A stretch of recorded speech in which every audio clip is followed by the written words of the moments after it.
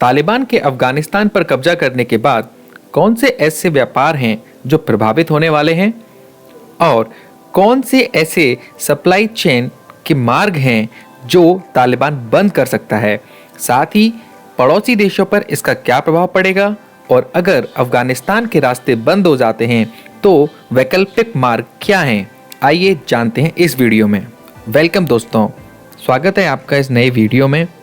आज हम बात करेंगे तालिबान के अफगानिस्तान पर कब्जा करना और उसकी वजह से व्यापार पर और अंतर्राष्ट्रीय सप्लाई चेन यानी कि आपूर्ति पर क्या प्रभाव पड़ेगा।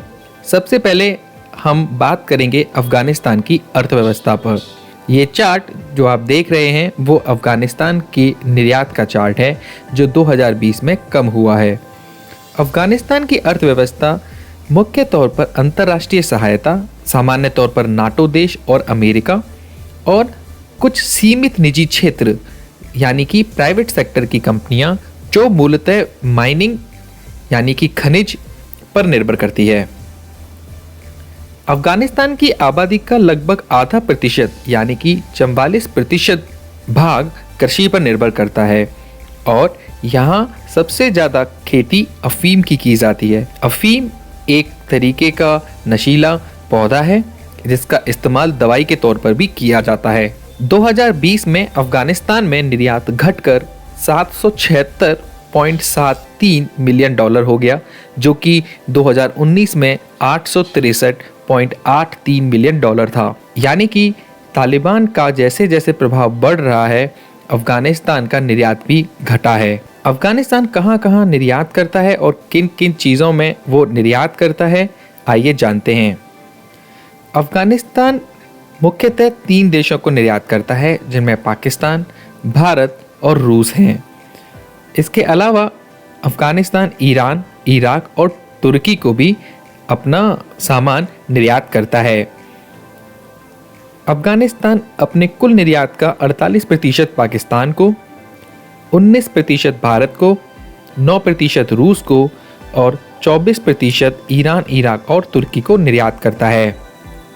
अफगानिस्तान द्वारा निर्यात किए गए सामानों में 45% कारपेट और रक्स हैं यानी कि चादरें और दरियां हैं, 31% ड्राई फ्रूट्स यानी कि सूखे मेवे जिनमें बादाम, अंजीर महत्वपूर्ण हैं, 12% चिकित्सीय पौधे हैं जैसे कि अफीम उनमें से एक है और बाकी छोटे मोटे सामान 12% में आते हैं। अफगानिस्तान से गुजरने वाले कौन कौन से अंतर्राष्ट्रीय मार्ग हैं जो कि माल की आवाजाही के लिए इस्तेमाल किए जाते हैं, आइए उन पर बात करते हैं। अफगानिस्तान मूलतः मध्य पूर्व देशों को एशिया के साथ जोड़ने में एक महत्वपूर्ण कड़ी बनता है। यह देश ईरान के रास्ते साउथ ईस्ट एशिया के देशों को जोड़ता है। अगर सड़क परिवहन की बात करी जाए तो यह देश ईरान को चीन से जोड़ने में अहम भूमिका निभाता है। साथ ही तुर्कमेनिस्तान और तजाकिस्तान को भी पाकिस्तान और भारत से जोड़ता है। अफगानिस्तान से एक और महत्वपूर्ण परियोजना निकलती है जिसका नाम है तापी।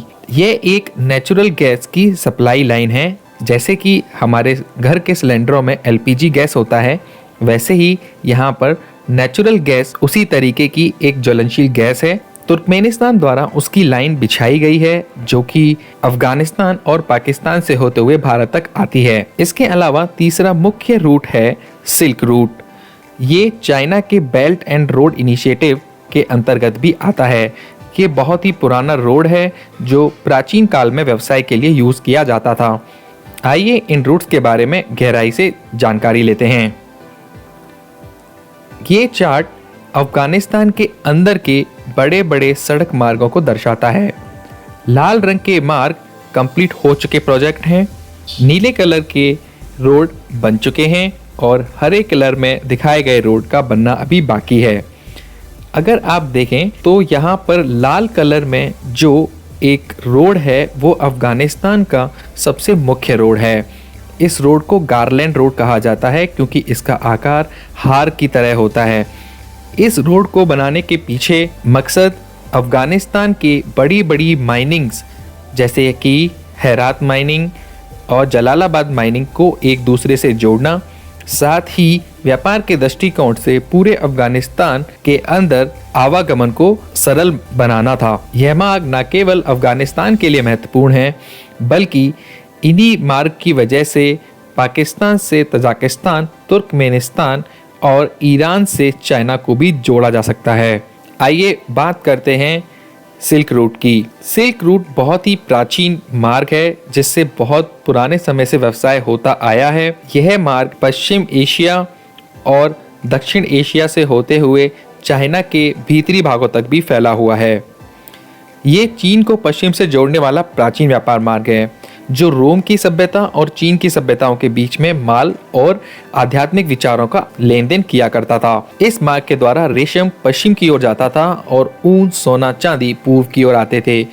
चाइना में रेशम का प्रोडक्शन बहुत होता था, तो चाइना इस मार्ग के द्वारा अपना रेशम पश्चिमी देशों को भेजा करता था और वहां से ऊन, सोना और चांदी लिया करता था। चीन ने इसी रोड के माध्यम से ही ईसाई धर्म और बौद्ध धर्म का प्रसार हुआ था। चीन के बेल्ट एंड रोड इनिशिएटिव के तहत इस मार्ग को पुनः जीवित किया जा रहा है। अब बात करते हैं नेचुरल गैस पाइपलाइन यानी कि तापी परियोजना की। तापी परियोजना का नाम TAPI जो कि तुर्कमेनिस्तान, अफगानिस्तान, पाकिस्तान और भारत के देशों के नाम पर है। यह 1814 किलोमीटर लंबी प्राकृतिक गैस पाइपलाइन है। यह पाइपलाइन अफगानिस्तान में कंधार और हेरात राजमार्ग से होते हुए पाकिस्तान में क्वेटा, मुल्तान शहर के द्वारा भारत में फाल्जिका में समाप्त होती है।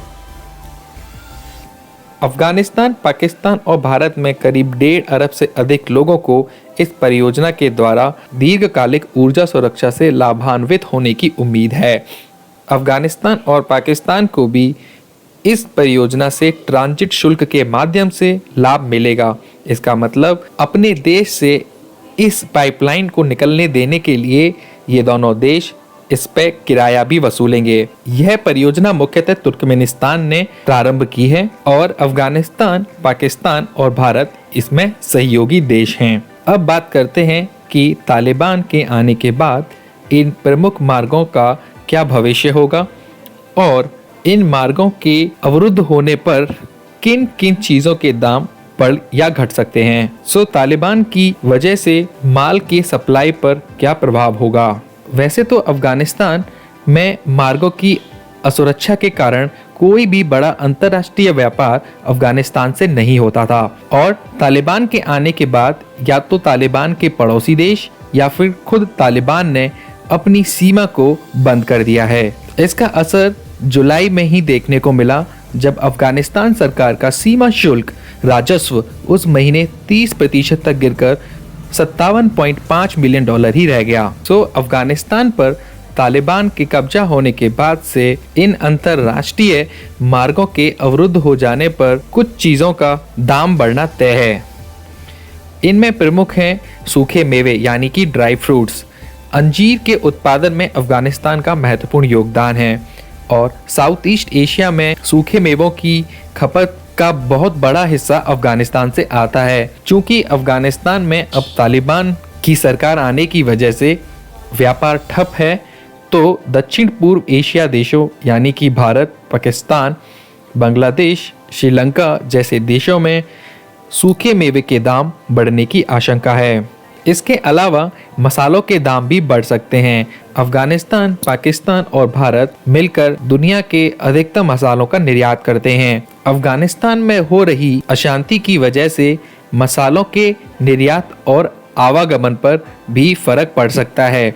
इसकी वजह से मसाले के दाम भी निकट भविष्य में बढ़ सकते हैं। अगर अफगानिस्तान की स्थिति इसी तरीके की रहती है तो अंतर्राष्ट्रीय कम्युनिटी किस तरीके से वैकल्पिक मार्गों का चयन करेगी। अगर अफगानिस्तान को छोड़कर उसके वैकल्पिक मार्गों को तलाशा जाए तो यहाँ पर 2 ही देश सामने उभर कर आते हैं।